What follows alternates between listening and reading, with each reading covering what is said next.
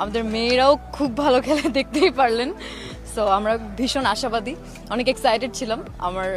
আমি তো প্রথমবার খেললাম, so I was really excited and আমার এখনো খুব ভালো লাগছে। ডেফিনেটলি বেড়ে গিয়েছিল, একটা আউট করার পরে তো আরো বেশি কনফিডেন্ট বেড়ে গিয়েছিল। নেক্সট টাইম ছক্কা মারতে চাই, আমার হাতে যদি ব্যাট আসে আমি ট্রাই করবো, বাট আমার থেকেও ভালো খেলে আমার টিমের বাকি প্লেয়াররা, তো ওরা খেলাই বেটার আর কি আমার মনে হয়। আলোচনা সমালোচনা নিয়ে আমি আসলে এটা কিছুই দেখি না।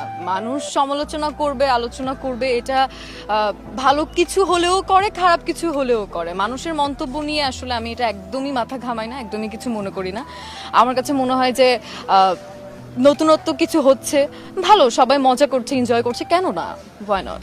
আচ্ছা, আমি বলেছি এর আগেও আমি আসলে খেলাধুলা খুব একটা পছন্দ করি না, বাট আমার যেহেতু ব্যাডমিন্টন খেলা হয়েছে ছোটবেলা থেকে একটু আধটু, সো ব্যাডমিন্টনটা একটু পছন্দের।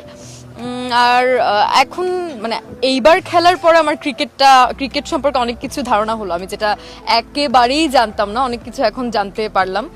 তো এখন আমার ক্রিকেটও মনে হয় নেক্সট টাইম থেকে ক্রিকেট খেলা আমার দেখা হবে, অ্যান্ড ভীষণ ভালো লাগছে।